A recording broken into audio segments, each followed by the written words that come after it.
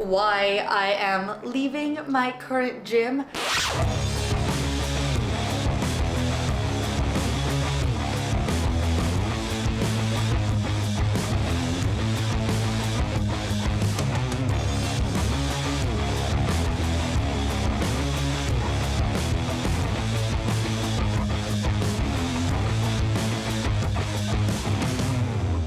Good morning, or I guess whatever time it is where you're watching this. I am headed to Diablo CrossFit in Pleasant Hill, where I have worked out for almost 3 years. And this is actually going to be my last workout at the gym. So I gotta hurry in because it's almost time. Go ahead, give me 10 burpees.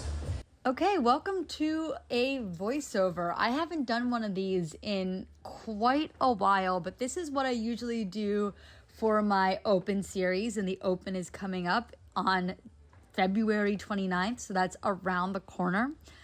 And I just sort of tell you a little bit about the workout and what I was thinking at the time while I was doing it. So right now what you're seeing is part of the warm-up. I like to show this sometimes just to remind people that it's always safest and best for your performance and for your longevity to warm up. So these are some burpees with a squat in them, if you can see that.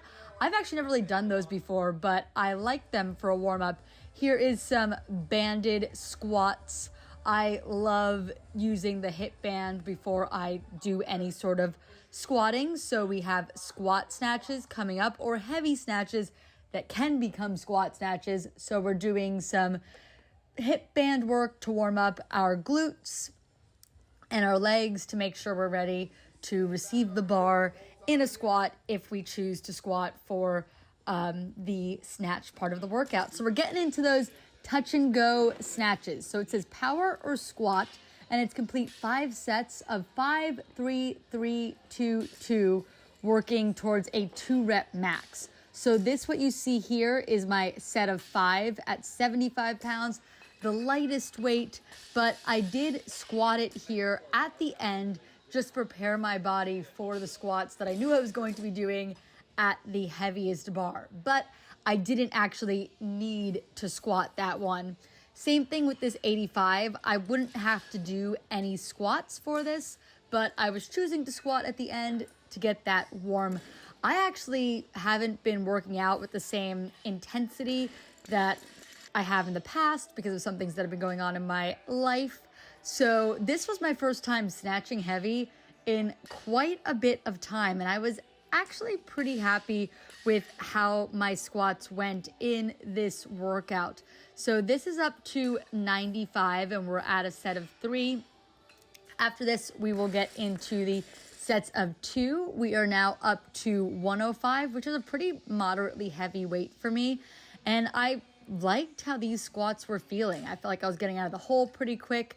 And I enjoy snatching in general, but when you haven't done it in a while, it doesn't always go well. This 110 is where it sort of got a little bit sticky, and it was my last set, so best time for things to get a little bit sticky. You see there at that rep, I sort of almost got pinned by it, but didn't, and completed my heavy 2-rep at 110. Now into the Metcon. So if you saw the title of this video, you know that I end up having to scale this workout. So the Metcon, it's complete 5 rounds for time of 9 strict presses and 12 deadlifts. So pretty simple workout, but the weight, although not super heavy, strict presses kind of go. So I did the 9 unbroken initially and probably shouldn't have done that. I probably should have broken it up.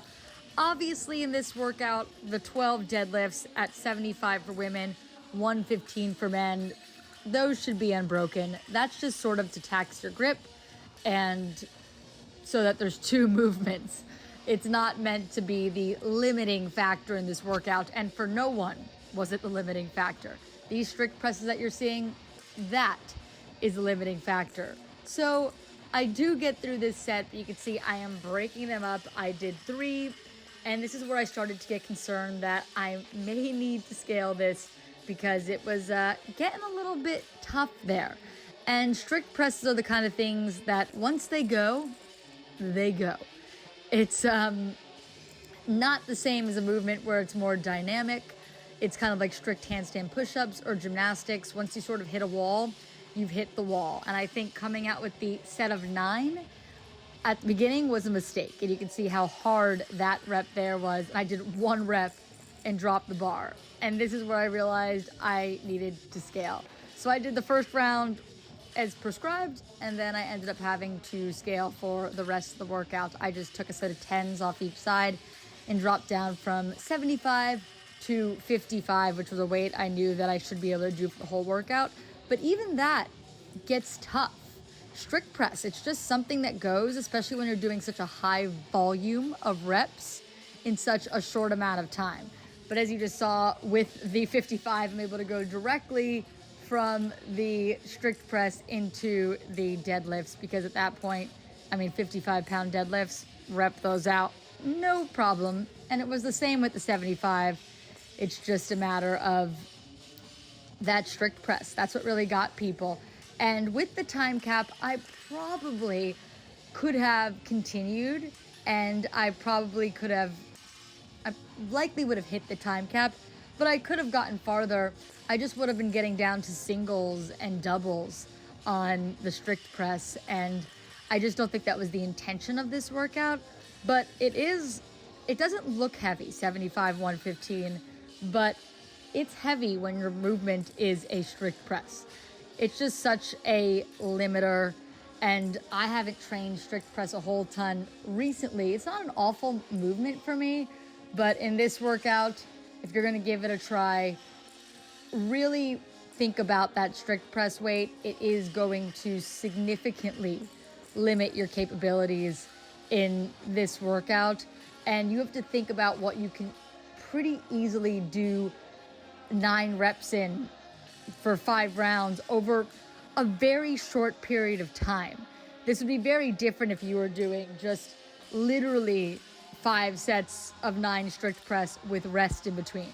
But you're not really resting. You're continuing to move through another movement.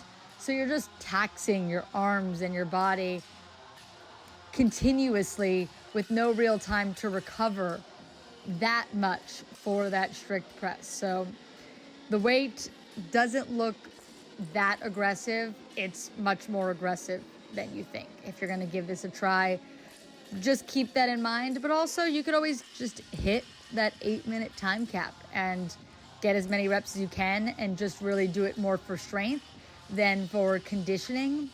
This workout at the prescribed weights, I think, is primarily a strength workout. If you're doing well at this workout, you're probably someone who's got a great pressing strength at the RX weight. That's just the case. I underestimated this workout, but it was an interesting workout to end my time at Diablo with. It was humbling and made me realize that I really got to get training for the CrossFit Open, because it is just sneaking up on all of us. In the comments below, let me know how you're feeling going into the CrossFit Open, because I am feeling tiny bit underprepared this year, because my training has sort of been interrupted by other aspects of life. But I think the Open's always a good measure and an interesting thing to do, even when you're not feeling your fittest. Although I think finishing this, I felt like maybe I should have scaled a little bit less, because I did have a lot of time left, and 65 may have been the way to go. There was just not a good way to put that on my bar when I had 2 10s on at the time. It is what it is. Sometimes you got to scale a workout. Best for your body, best for health, and best to be able to live to fight another day. Here's a look at the gym. I just wanted to get one last shot of it before I head out for good, or for now. Okay, back home with Carson here. And I just wanted to use this time to be licked. No, I just wanted to explain a little bit about why I am leaving my current gym. It is Definitely not because of the gym. I love the gym. Diablo CrossFit is a fantastic gym. If you are ever in Pleasant Hill, California, or near like Walnut Creek, California, in the East Bay, in the Bay Area, it's definitely a gym to go check out. It's a fantastic facility. They have great coaches. I truly only have good things to say about that gym. I decided after 2023 just being a harder year for me and also a stagnant year for me. When I looked back on 2023, when 2024 started, I felt that most things that happened either were stagnant, things that just didn't change and I didn't really improve. Not CrossFit wise, it's not really what I'm talking about. I just mean in life overall, I just felt like a lot of things were just the same and I wasn't really evolving and becoming my best person. So in that way, 2023 felt very stagnant. And then other things that happened in 2023 were just not good. They just weren't great things. So I decided in 2024 I wanted to make some changes and feel a little bit more excited about my life and what's happening next. Some of that stuff I'll talk more about as it unfolds. But right now I am moving. So right now I live in Pleasant Hill, California. I am moving from Pleasant Hill to Oakland, California. I just wanted to be more in a city type environment. I used to live in San Francisco and there were things that I liked about that and things I didn't like about San Francisco. San Francisco is very, very densely populated and crowded. It's very difficult if you're someone who has to have a car, and I have to have a car for my job.